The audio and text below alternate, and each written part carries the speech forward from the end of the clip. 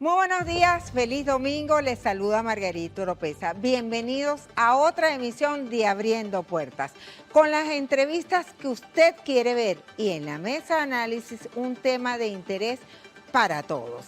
Si desean interactuar con nosotros pueden hacerlo a través de las redes sociales @Venevisión bajo la etiqueta Abriendo Puertas por Bebé. Ya estamos listos, comenzamos.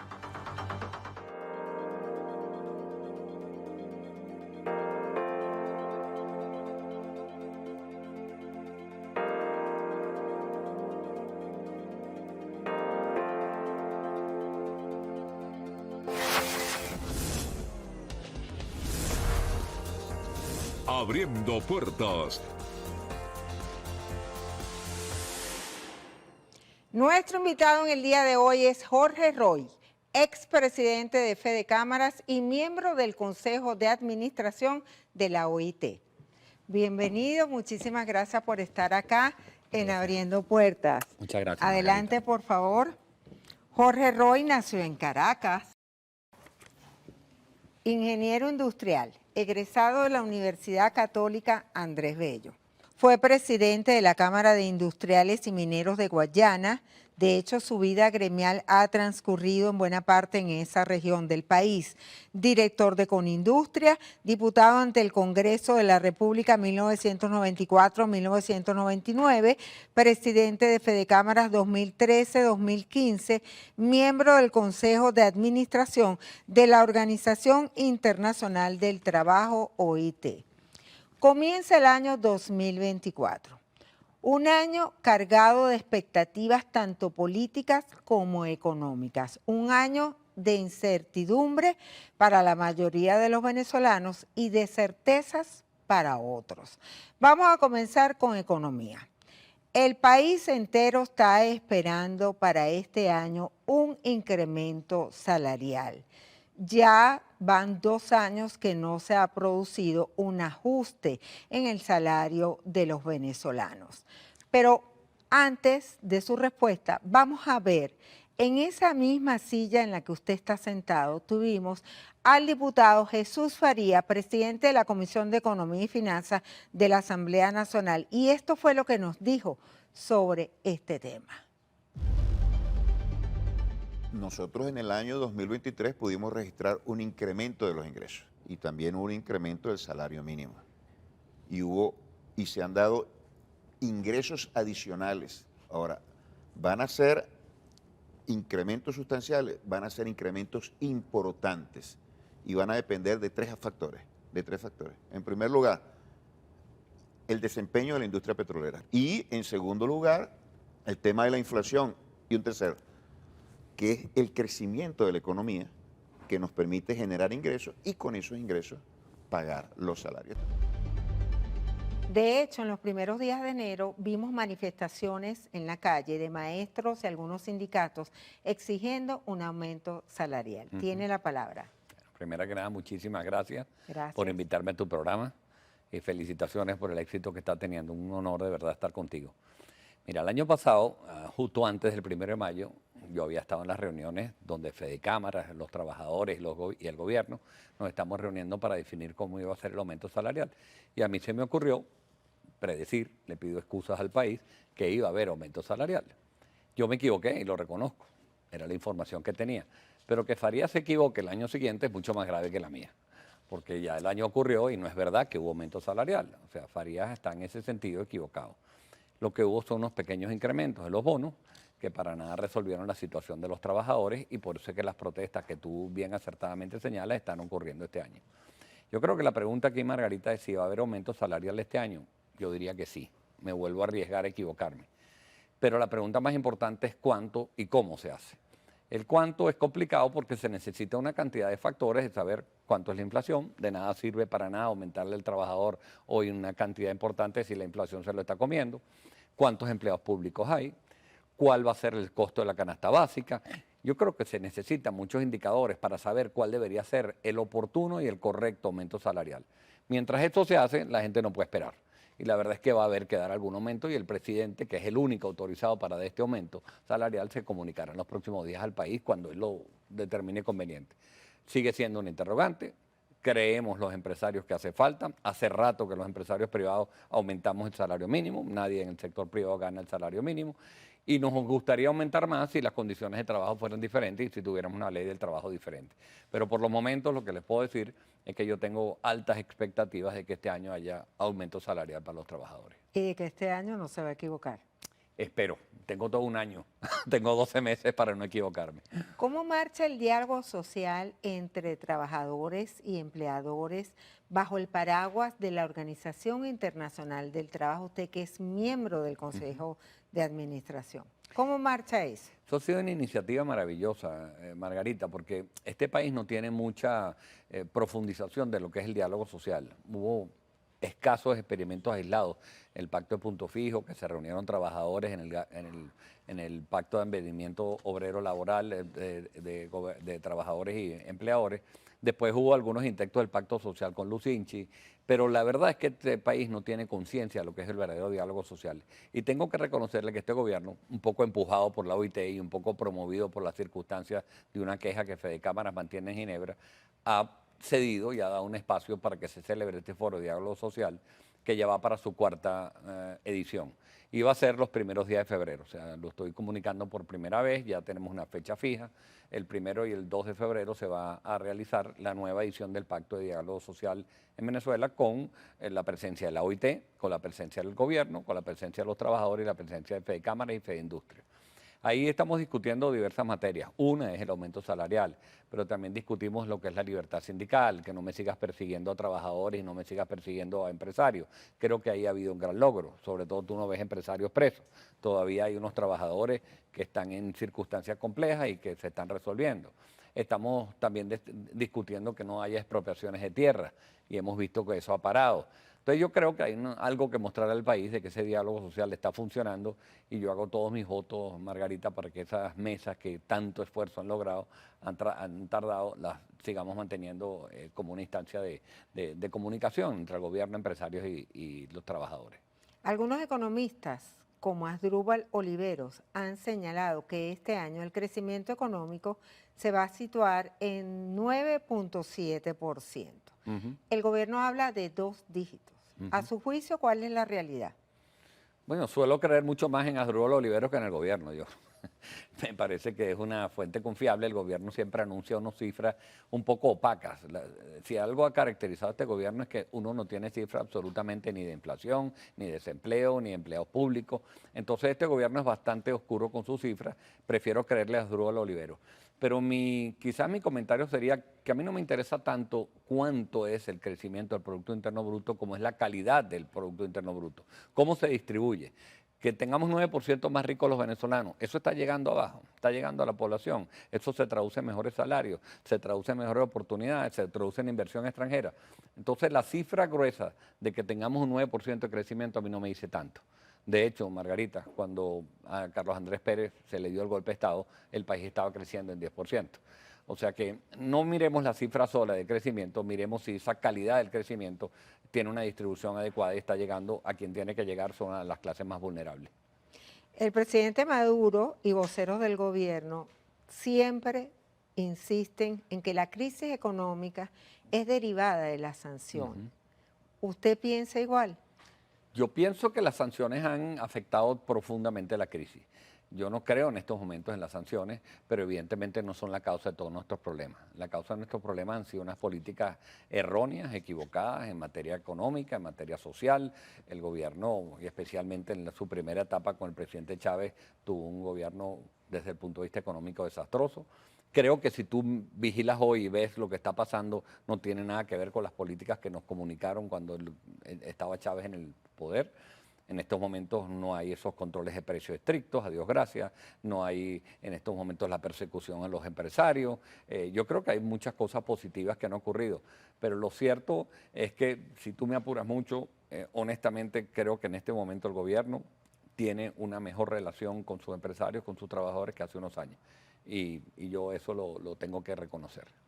Recientemente, el mandatario nacional exigió a Estados Unidos el levantamiento de todas las sanciones, pero sin condiciones. Recordemos que el gobierno de Estados Unidos y algunos voceros han manifestado la necesidad de que en Venezuela se realicen elecciones libres, justas y democráticas. Sí, esto me parece la historia de tú pide y pide que no saben cuándo están por dar. O sea, sería muy absurdo que el gobierno americano desmontara todas las sanciones y Europa, no nos olvidemos que también tenemos sanciones de Europa, a cambio de nada.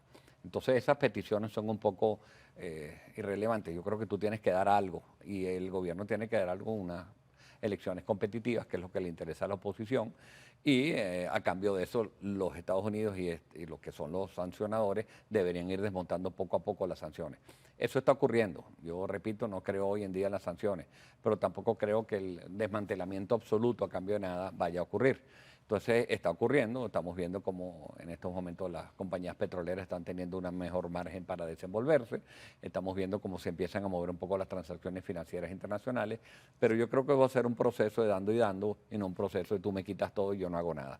Creo que eso no va a ocurrir así como Pero lo este están alivio es planteando. temporal y en abril, según los acuerdos de Barbados, vence el plazo. Sí. ¿Usted cree que este alivio va a continuar? ¿Le interesa al gobierno de Estados Unidos? Estoy, ¿Le interesa al gobierno de Venezuela? te voy a dar una opinión que absolutamente personal, pero yo dificulto que los Estados Unidos ahora vayan a soltar una fiesta importante petrolera donde se están metiendo los iraníes, los chinos, los rusos y ellos no estén invitados. Entonces, yo creo que una vez que entraron aquí, van a exigir que haya desmantelamiento de algunas de las cosas que están pasando, de persecuciones políticas, de liberaciones de presos políticos que deberían estar ocurriendo. Deberían ocurrir mayores garantías para un proceso eleccionario del año que viene, pero que el gobierno de la noche a la mañana, Estados Unidos de la noche a la mañana, digo ahora cierro y vuelvo a poner todas las sanciones, a mí me cuesta creérmelo. Y ojalá que no ocurra así. Creo que esto es un proceso de ir manteniendo poco a poco lo que te doy contra lo que tú me das y no cerrar las puertas y dar una patada a la lámpara de la noche a la mañana. Bueno, tenemos que hacer una pausa. Nos acompaña Jorge Roy, expresidente de Fedecámaras y miembro del Consejo de Administración de la Organización Internacional del Trabajo, OIT. Ya venimos, quédense allí en Abriendo Puertas. Abriendo puertas. Y continuamos en Abriendo Puertas, nos acompaña Jorge Roy. Hace poco el Ejecutivo, dentro de la Ley de Armonización Tributaria, estableció el tabulador, las tasas de impuestos mínimos y máximos que deben cobrar los municipios y los estados. Esto fue una lucha del empresariado. Ujú. Sí, la verdad que fue una lucha del empresariado ante la voracidad fiscal que existía en el país. Las dudas que todavía tenemos, Margarita, que te confieso, es que en este gobierno las cosas no suceden como uno cree, que se toman las decisiones arriba y eso inmediatamente permea. Aquí los alcaldes ya se sienten una especie de virreyes que hacen lo que les da las ganas con su materia tributaria, con su materia de ordenanza. Y yo creo que esta ley, que felicito que se haya aprobado, puede poner un poquito de orden y decirle a los alcaldes cuál es el máximo que deben cobrar. Todavía hoy te puedo garantizar que hay alcaldes que todavía no han acogido ni la ordenanza ni la ley y todavía tienen sus propias particularidades de lo que deben cobrar y lo que no. Ojalá que esta ley ponga orden y fue una lucha del empresariado con muchísimas otras fuerzas sociales. Sin ser vidente, ¿en cuánto se situará la divisa este año? Según las proyecciones. 2024, uy, 2024. estamos muy temprano. Le voy a dejar eso a Drúbal Olivero, porque no se trata de ser vidente, es que de verdad todo dependerá, ¿sabes, Margarita, de cuál es la actuación que vaya a tener las petroleras Chevron? Hoy el día el dólar no sube más porque gran parte de los divisas que ingresan al mercado para el cambio vienen de las compañías petroleras. Entonces, si las compañías petroleras como Chevron puede seguir activando en el mercado cambiario y puede colocar más divisas semanalmente, el dólar va a subir mucho más lentamente. Pero eso dependerá un poco de nuevo en cuanto la facilidad que ellos tengan de seguir introduciendo divisas al mercado. Venezuela habría perdido Citgo, filial de Petróleos de Venezuela en Estados Unidos. Las acciones van a ir a una subasta. ¿Qué opinión le merece esto? Tengo muchísima tristeza como venezolano, todavía tengo mi esperanza como un optimista permanente que me considero, de que allá puede haber todavía una capacidad de reacción por parte del gobierno con la oposición para demandar conjuntamente esta arbitrariedad que se está cometiendo, pero tengo que reconocerte que aquí hay parte y parte de culpa. No solamente el gobierno, que descuidó durante mucho tiempo esto, pero sobre todo la oposición al no creer en el concepto ese de alter ego. Fue un pelón grandísimo, así que aquí estamos pagando los venezolanos la pérdida de un activo valiosísimo por culpa de dos pugnas políticas que no se pudieron poner de acuerdo, y la historia va a tener que reclamarles a ambas partes. De la economía vamos a pasar a la política. Año electoral. El 1 de enero, el presidente Nicolás Maduro le concedió una entrevista a Ramonet y este le preguntó sobre sus aspiraciones presidenciales. Vamos a ver el siguiente video con parte de lo que dijo el mandatario nacional. Así que yo quisiera preguntarle en este 1 de año si usted nos puede decir, si nos puede confirmar si será el candidato digamos, del partido chavista, del movimiento chavista. Yo lo que te puedo decir es que es prematuro todavía. Apenas el año empieza. Solo Dios sabe. No Dios dado, Dios. Esperemos que se definan los escenarios electorales del proceso que va a haber este año, los procesos del próximo año. Y estoy seguro que con la bendición de Dios tomaremos la mejor decisión.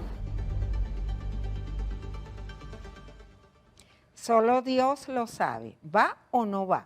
Es una tremendura política del presidente Maduro. ¿Cómo lo ve? Yo sí creo, Margarita. Es como que yo te hubiera dicho antes del programa, pregúntame por favor si creo que los Leones del Caracas van a ganar este año. O sea, son preguntas que, vamos a estar claros, un político de la condición que tiene Maduro, que no tiene confianza en otras caras de su propio partido, sino que ha demostrado una habilidad política impactante, no puede ser que no esté pensando en que él es el candidato. Que haya adentro otras fuerzas políticas que se le vayan a oponer, veremos. Yo particularmente creo que él va a ser el candidato. Del otro lado está la oposición. La plataforma unitaria el año pasado, el 22 de octubre, escogió y tiene una candidata, María Corina Machado, pero está inhabilitada. ¿Qué opinión le merece el hecho de que también bajo el amparo de los acuerdos de Barbados, ella apeló ante el Tribunal Supremo de Justicia? Todavía no tiene respuesta. Sí. Si bueno, ella, perdona. si va o no va, ¿qué debe hacer la oposición? Yo creo que al ser ella la líder de la oposición es que debe hacer María Corina, que indudablemente fue electa líder de la oposición con unas primarias que fueron exitosas desde todo punto de vista. La pregunta es qué va a hacer ella con ese triunfo. Ese mismo poder lo tuvo Guaidó, lo tuvo Capriles, todos lo han tenido circunstancial y temporalmente. Tienes un poder temporal, no te olvides que es temporal. Entonces, ¿qué haces con ese poder? Es lo que ella tiene que decidir. Si eres inhabilitada, tienes que convertirte en la jefa de la oposición y tratar de que de verdad las fuerzas políticas... Y levantarle la mano a un candidato. O sin levantar la mano, que se pongan de acuerdo, pero ella tiene hoy en día un poder importante. A mí la oposición me recuerda mucho a las gaviotas esas que están en una costa todas hablando al mismo tiempo. Bueno, así. O sea, ellos no se entienden, no se hablan, piden elecciones competitivas, pero ellos no han creado una fuerza competitiva. Entonces creo que la oposición tiene que crear una fuerza competitiva y María Corina tiene un papel fundamental en ordenar un poco la casa, si es que quieren tener una opción de poder y que haya de verdad unas elecciones como ellos están reclamando, libres y competitivas. ¿Cómo ve la unidad? Imposible, posible, la unidad de la oposición, con miras a obtener un triunfo en las elecciones presidenciales. La veo imprescindible, Margarita. O sea, de verdad saber lo que piensa cada cabeza ahí, pero más que posible, imposible, es imprescindible. Sino que se olviden de ser poder en la vida. No va a llegar ninguna opción de esa por su parte. Tendrían que conformar una fuerza política y la unión es absolutamente un requisito indispensable para que eso empezara a pensarse en que puede ocurrir. Sería la unión de la plataforma unitaria, pero hay 12 candidatos más por allí que aspiran. Hasta un cómico aspira a las elecciones presidenciales, a la silla de Miraflores. ¿Cómo lograr que se pongan de acuerdo?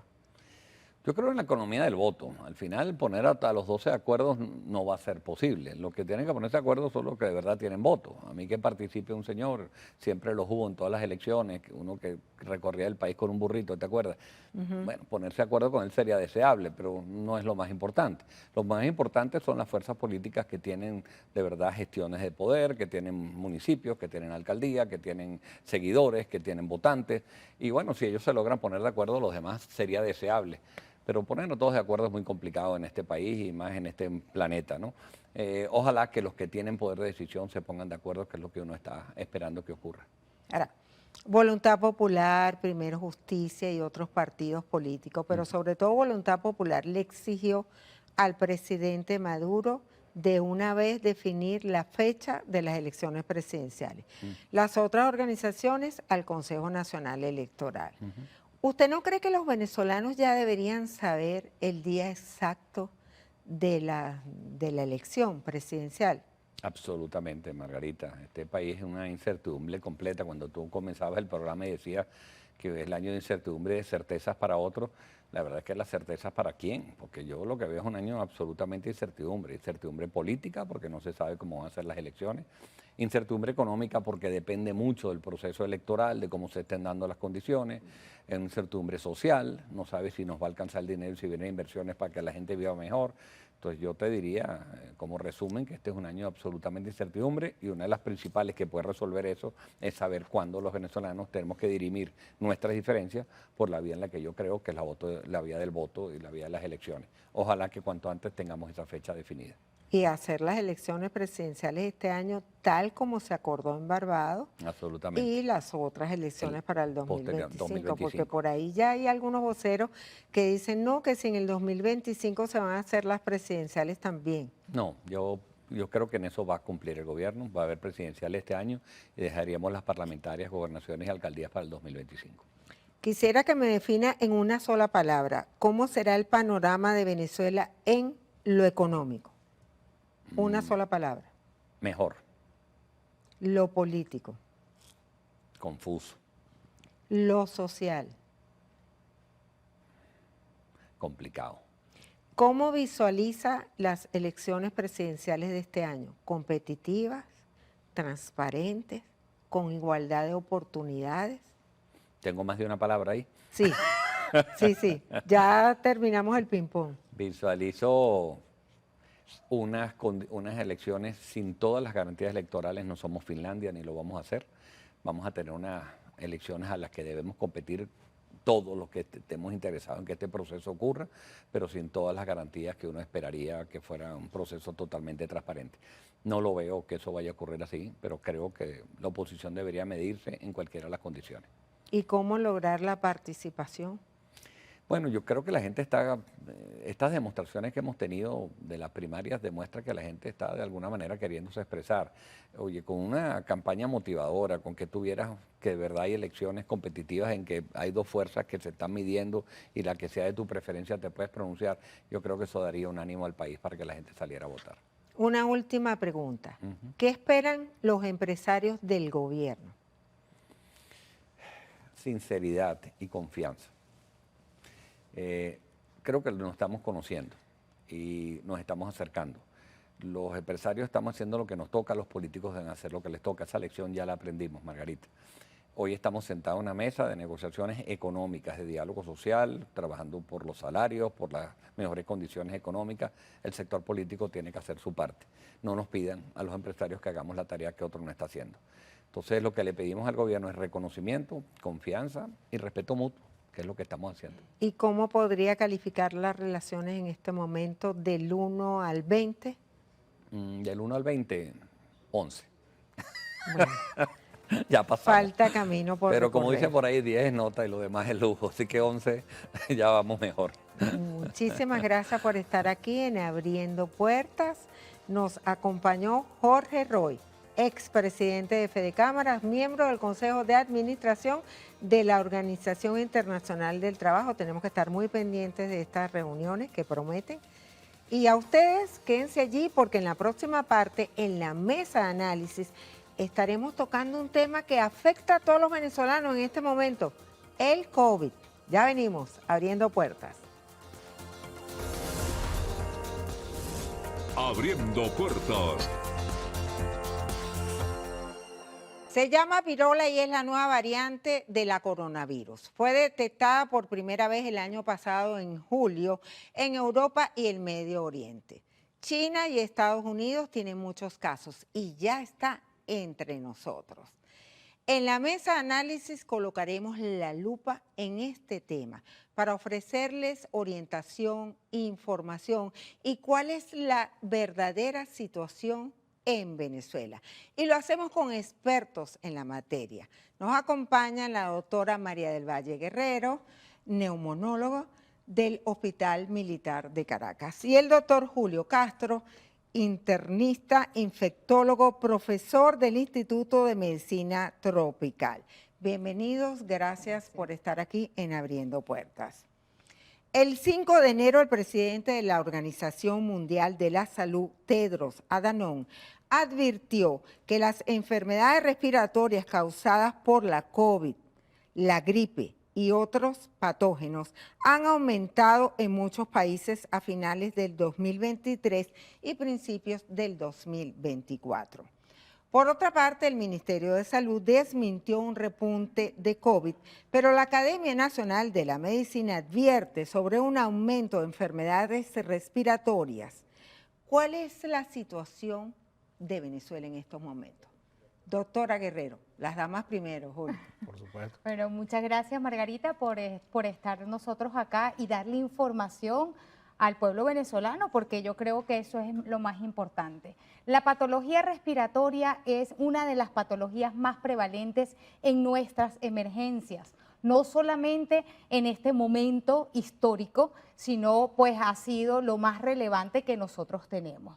Puedo decirle a todos nuestros televidentes que como pediatra, porque obviamente la pediatría, los niños llevan las enfermedades y las infecciones a muchas veces a nuestras casas, pues vemos que infecciones de tipo viral, bacteriano, incluso parasitarios a nivel pulmonar están presentes y latentes. Pero no solamente es el COVID, que bueno, aquí está mi querido doctor que va a aseverar lo que voy a decir, no se ha ido, eso es una patología endémica, sino otras patologías como influenza, virus sincicial respiratorio, metaneumovirus, o sea, es un mix que tenemos en la palestra y por supuesto las infecciones bacterianas lideradas por el neumococo. Entonces yo creo que acá lo que tenemos que crear nosotros, doctor, es conciencia en nuestra población, donde tenemos patologías que son endémicas, pero que lo principal es que si usted tiene un síntoma, consulte con sus médicos de confianza, con los expertos y evitar la automedicación. Doctor Castro, ¿cuál es la situación, lo que usted ha visto en la consulta diaria? Fíjate, Margarita, es importante, no es fácil explicar estos temas respiratorios si uno no entiende el contexto de lo que está pasando, y voy a explicar un poco esa parte. En el hemisferio norte, que es donde está Venezuela, normalmente, todos los años, excepto los años de epidemia, desde octubre hasta marzo hay un aumento de las infecciones respiratorias. En el caso de los países tropicales como Venezuela no, porque digamos, los virus en los entornos tropicales se comportan más bien plano, tienen un par de picos al año, pero en los países como Canadá, Estados Unidos y Europa, siempre hay aumento de casos de influenza, de los diversos tipos de influenza y de otros virus respiratorios en lo que se llama el otoño-invierno norte. ¿Okay? Entonces, eso está pasando ahorita, ¿okay? como un primer elemento. Pero está pasando en una proporción más alta de lo que se esperaba, por una parte. Y lo segundo es que, además de eso, COVID, que había tenido subidas y bajadas, como dijo la doctora, nunca desapareció completamente, a pesar de que hay gente que piensa que sí, veías uno que otro caso, también pareciera haber un aumento de casos respiratorios de COVID en el mundo entero, no solamente en el hemisferio norte, también en el hemisferio sur. Nueva Zelanda y Australia están reportando una afluencia de las emergencias de casos respiratorios, fundamentalmente en el hemisferio sur de casos de COVID, pero en el hemisferio norte hay una combinación de COVID, virus sincicial respiratorio, fundamentalmente en los niños, pero también influenza. ¿Okay? Entonces, tú tienes una mezcla de cosas ahí, y eso es lo que ha hecho que buena parte de los sistemas de salud, Estados Unidos, Canadá, España, Alemania, Reino Unido, hayan tenido una afluencia tan alta de casos respiratorios que es importante entender que no todos son COVID. ¿ok? Si no es un porcentaje importante. Te voy a hablar de lo que nosotros monitoreamos. En el caso del hospital privado donde yo trabajo, nosotros monitoreamos las infecciones respiratorias todo el tiempo y te voy a dar unos números referenciales. Si nosotros teníamos infecciones respiratorias en septiembre, octubre, 25 casos, septiembre, octubre, en noviembre tuvimos 60 casos y en diciembre tuvimos 150 casos. Eso te da una idea de que hay una espiga, hay un aumento del número de casos respiratorios en ese tema. En el sector público nosotros hacemos un monitoreo no oficial, es un monitoreo extraoficial que se llama la Encuesta Nacional de Hospitales, que refiere más o menos la misma dimensión, obviamente otros números, pero refiere a una dimensión. Hay un aumento de los patógenos respiratorios. ¿Qué proporción de esos patógenos respiratorios? En el caso del hospital privado donde yo trabajo, 60-70% son COVID y el otro 30% que queda es virus sincicial respiratorio e influenza, compartido entre A y B. En el Instituto de Medicina Tropical tenemos panel respiratorio y a pesar de que no es un monitoreo nacional, tenemos fundamentalmente influenza A y algunos casos de influenza B. Y eso explica un poco qué es lo que está pasando en el mundo.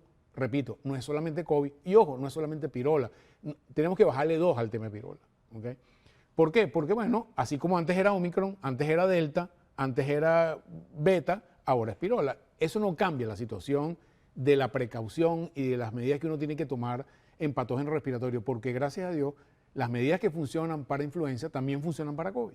Entonces, con unas estrategias tenemos la ventaja de disminuir infecciones en ambas condiciones respiratorias. Exactamente eso les iba a preguntar. ¿Cuál es el tratamiento, tanto para la influenza como para el COVID? ¿Ya no se están usando los antibióticos? Es que, fíjate, tú estás tomando antibióticos, pero los virus no se tratan con antibióticos. Los antibióticos Una neumonía sí se trata con antibióticos. Pero sí es de origen bacteriano.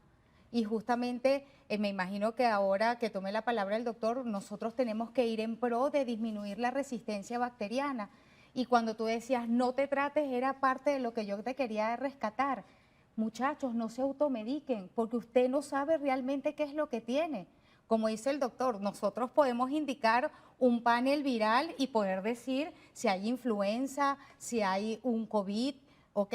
Y es importante también rescatar que debido a las mutaciones del virus, tampoco es que yo te hice un PCR y salió positivo.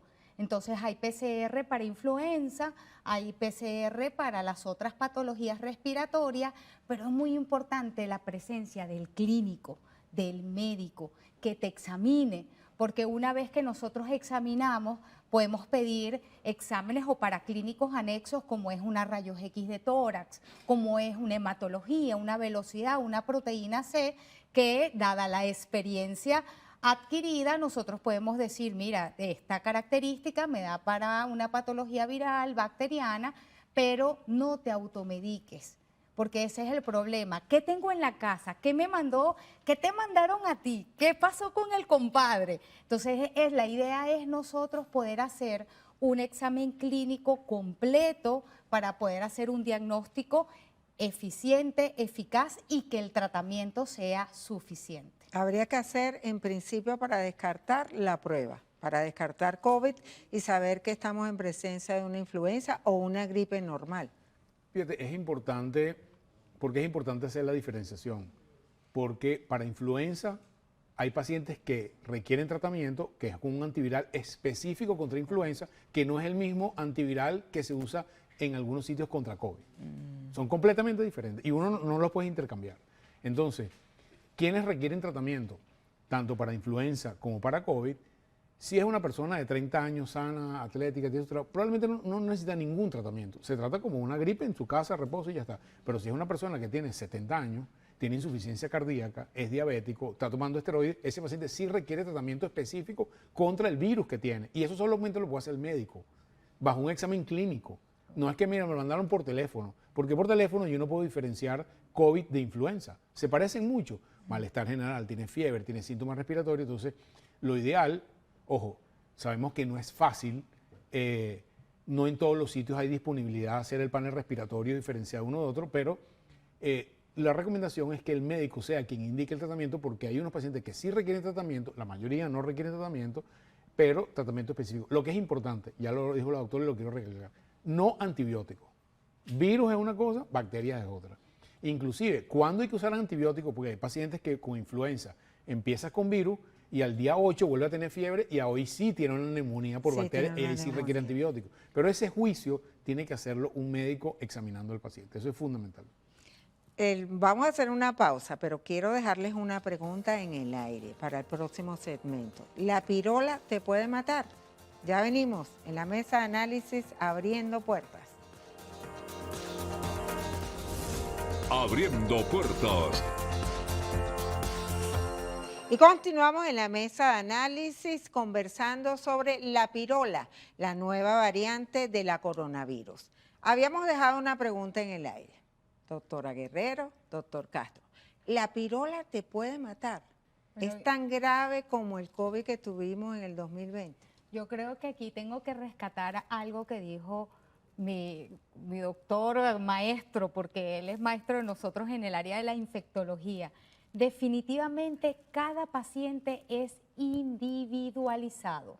Lo mismo que es bueno para ti no es igual ni siquiera para tu hermano. Entonces, dependiendo del contexto donde nosotros estemos, de la evolución, no se sabotee. Si usted tiene un síntoma, usted tiene que acudir a un especialista. Entonces, ¿por qué vas a ir cuando ya la dificultad respiratoria está marcada? Si tú tienes un contexto donde tienes personas de la tercera edad o niños muy pequeños, que recuerden que estas edades extremas para nosotros son importantes, usted tiene que tener un margen. Si ese paciente tiene comorbilidades, es un diabético, hipertenso, obeso, recuérdese que el sobrepeso hace un patrón restrictivo sobre el área pulmonar. Por lo tanto, esa persona puede tener una apnea del sueño, puede tener un patrón obstructivo y obviamente no es lo mismo en una persona que esté, entre comillas, totalmente sana. Entonces, cada persona va a responder de una manera distinta ante un patógeno, pero también ante un tratamiento. Doctor Castro, hablemos sobre las vacunas. ¿La vacuna china o la rusa sirven para neutralizar la pirola o se necesitan unas vacunas especiales? ¿Están en el país? Fíjate, es importante entender, y aprovecho la introducción de la doctora, la mortalidad del 2020 cambió a lo que tenemos ahora, fundamentalmente gracias a las vacunas. Esto es un concepto que creo que nuestros amigos que nos están viendo lo tengan absolutamente claro, porque los movimientos antivacunas siguen haciendo su trabajo. Entonces, si en el 2020 de cada 1000 personas que se infectaban se morían 10, o sea, 10 de cada 1000, ahorita se muere 1 de cada 1000, 10 veces menos que antes. Se puede morir, sí, cuando es un paciente mayorcito, tiene insuficiencia cardíaca, tiene otros problemas, entonces ataca fundamentalmente o puede ser una infección severa en esas personas. No pareciera haber evidencia de que JN1 pirola no es peor que Omicron, no es peor que el anterior. Por lo tanto, por eso digo, hay que bajarle 2 al tema de pirola. O sea, no es que es una cepa malísima, no, esa no es la situación. El tema es que si hay muchísima gente enferma, si hace 2 meses había 10 enfermos, se iba a morir, digamos, 1 de cada 1000. Ahorita hay 500, ¿entiendes? Entonces, para que llegar a que haya un fallecido, tienes que llegar a 1000. Entonces, hay que tener esas proporciones bien. No es la variante ahorita peor que antes. Vamos con la respuesta de las vacunas. El virus ha venido cambiando. Él naturalmente, no es que es maluco, él naturalmente va cambiando. Ha cambiado un poco más de lo que nosotros esperábamos al principio, para ser honesto, y eso ha hecho que ha habido una evolución de la enfermedad. Entonces, las vacunas que fueron diseñadas para la variante que llamamos ancestral o indígena, hoy en día, para que tengas una idea, la variante actual tiene un cambio en su estructura genética, más o menos del 7-8% en relación a la variante original. Para alguien que no sepa esto y dice, no, pero es mucho. Bueno, no es mucho o es poco dependiendo de cómo es. Entonces, ¿qué hay generaciones de vacunas? Primera generación, variante ancestral. Segunda generación de vacunas que aparecieron en el principio del 2023, que tenía bivariante. La vacuna tenía variante ancestral más la variante Omicron. Primer semestre del 2023. En el segundo semestre del 2023, la actualización de la recomendación de la OMS más la producción de las vacunas en los países del norte generaron la vacuna que se llama la vacuna monovalente Omicron, que es la XBB. Comirnaty es el nombre que tiene en el caso de Pfizer. Entonces, La recomendación en la mayoría de los países del mundo no son exactamente iguales, pero la recomendación es que si usted, por ejemplo, no ha cumplido su esquema de 3 o 4 vacunas, estoy hablando de Venezuela, usted llegue a esas 3 o 4 vacunas, sobre todo si usted tiene grupo de riesgo, si es personal de salud, si tiene más de 70 años, si tiene otras condiciones, usted debería llegar a una 3ª o 4ª vacuna.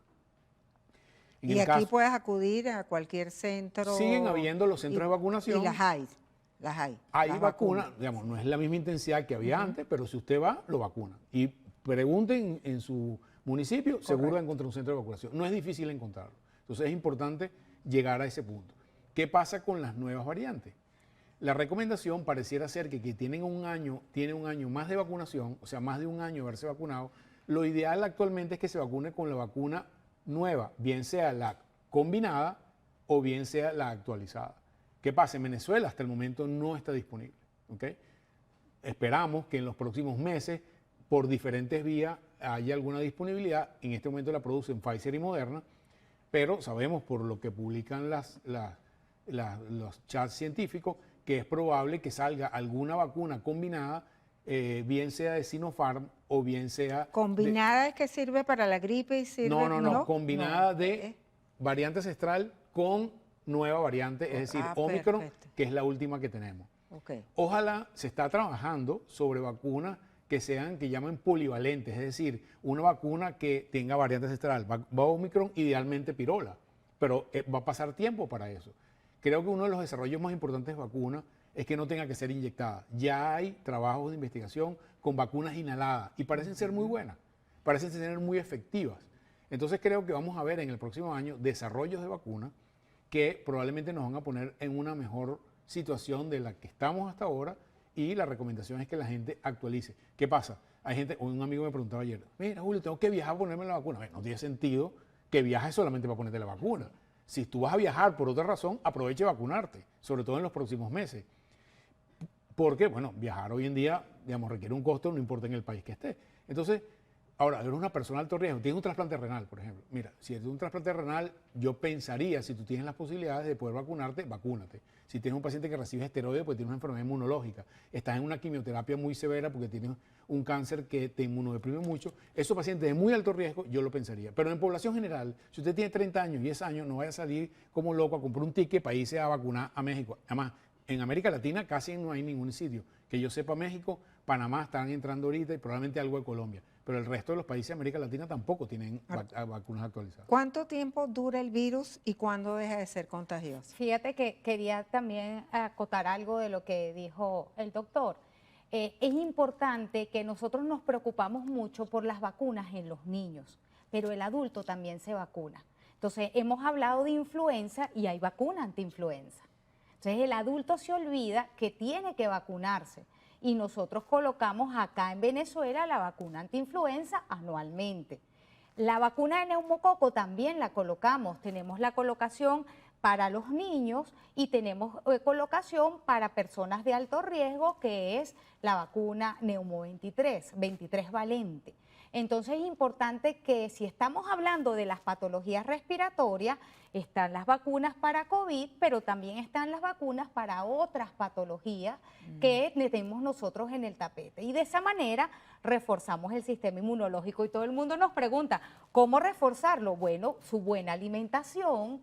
Tiene que comer alimentos verdes, esos alimentos ricos en vitaminas, como son las frutas. El sol, aproveche que está en un país tropical, el sol también es importante, por supuesto, usando los protectores. Haga ejercicio, evite estas dietas ricas en carbohidratos. O sea, de verdad que yo pienso que las medidas preventivas, la conciencia en la población es muy importante. Si usted va a ir a un centro, por ejemplo, un metro, una camionetica, pues lleve entre sus útiles personales su alcohol, su gel antibacterial o lleve su tapabocas. Eso le quería preguntar. ¿Vuelven las mascarillas? ¿Debemos volver otra vez al alcohol en las manos, a llegar a la casa y desinfectarnos, a lavar los alimentos? Bueno, Margarita, eso es parte de la vida cotidiana.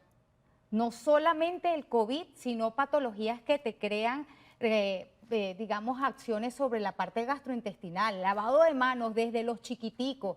Tenemos que llegar a eso, es parte de nuestra Pero higiene. debemos tener en el bolsillo, en la cartera, la mascarilla. Bueno, es que haga una prueba solamente, haga una prueba. No se lave las manos durante todo el día y después pase un algodoncito con alcohol y vea qué hay allí. Ni siquiera le estoy diciendo que vea el microscopio, sino que vea lo que hay allí. Entonces eso es parte de lo que nosotros tenemos que enseñarle a nuestros niños y tenemos que tener siempre esa cultura. Un centro de salud. Si usted va a un centro de salud, ¿qué es lo que va a ir a ver? Enfermo. Tiene que ir Entonces, con si va a ir al mascarilla. centro de salud, usted mismo no se lo tienen que decir. Medicina preventiva antes que curativa. De ¿No es hecho, así, España doctor? ya está en eso, en los centros hospitalarios, es que tienen que usar la Fíjate, yo te mascarilla. hago un ejemplo para que la gente lo entienda Ajá. mejor, porque a veces la gente dice, bueno, pues otra vez el tapabocas. Imagínate que el cinturón de seguridad de tu carro, cuando tú te lo pongas, proteja a las personas que están en tu carro, aunque no tengan cinturón de seguridad. Imagínate que eso fuera, que fuera así. Lo mismo es el tapabocas. ¿Qué estás haciendo tú con el tapabocas? Te estás protegiendo tú. No es agradable infectarse de COVID, aunque sea leve. No es agradable. No, Tú puedes claro. tener consecuencias de largo plazo. Imagínate que se esté investigando que tú puedas encontrar una relación entre la infección de COVID y la aparición de enfermedad de Alzheimer o enfermedad de trastornos cognitivos mucho más adelante. No lo vas a prevenir usando un simple tapabocas. Entonces, creo que es una medida muy simple, es una medida muy fácil, es una medida muy económica. Por supuesto, hay que darle contexto. Como dijo la doctora, centros de salud, pónganse el tapabocas, médicos y pacientes, sitios de alta densidad donde hay muchas personas en el mismo sitio cerrada, use el tapabocas. Obviamente, si usted va para la playa, si usted va a correr para el Parque del Este, no necesita ponerse el tapabocas. Pero creo que estas condiciones son relativamente simples, son muy fáciles y sobre todo nos permiten evitar que los vulnerables se infecten. Claro. Porque no hacerlo es ponerlos a ellos en una situación que además es éticamente cuestionable.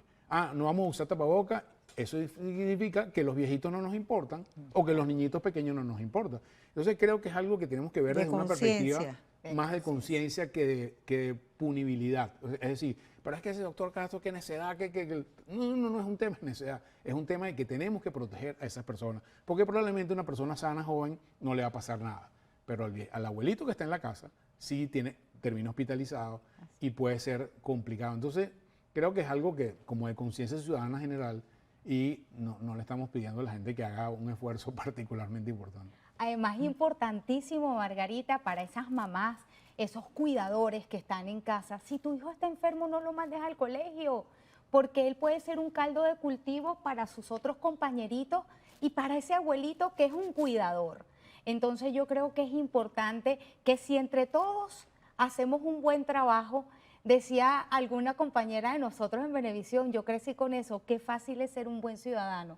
Esto es parte de nuestra responsabilidad, crear conciencia para evitar la proliferación de las patologías. Y si tú estás enfermo, acude a tus especialistas, que nosotros estamos aquí para brindarte la consulta especializada y no las consultas por teléfono, porque como dijo el doctor, por el teléfono no podemos meter el estetoscopio. Decían Por lo menos todavía no. mis profesores, doctor, que el que no toca mete la pata. A veces tú puedes ayudar en un primer inicio, pero es importante examinar al paciente. Ahora, una consideración final. No hay en estos momentos por qué alarmarnos. No, yo creo que lo que tenemos que tomar conciencia de cuál es la situación. Esto va a ser transitorio. O sea, esto no va a durar 6 meses. Pero después vendrá otra variante. No lo sabemos. Probablemente. Muy probablemente, digamos, la lógica, y voy a explicar, pues la gente me pregunta, doctor, ¿pero por qué otra vez? Bueno, le voy a explicar por qué. Si tus anticuerpos que fueron producidos por la vacuna o por la infección, sabemos claramente que a medida que pasando el tiempo vienen disminuyendo. Te voy a poner el caso venezolano. Desde la pandemia hasta ahorita han nacido 1.5 millones de niños. En Venezuela nacen 500.000 niños al año. Desde el 2020 hasta ahorita, 1.5 millones de niños que no tienen vacuna. Esos niños no tienen anticuerpos.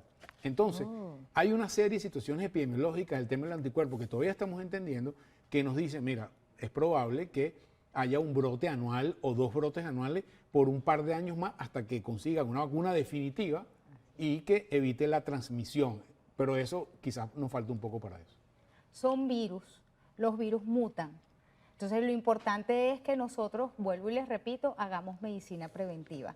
¿Tenemos vacunas? Bueno, y hemos visto, o sea, es lógica, está en el tapete. ¿Han funcionado?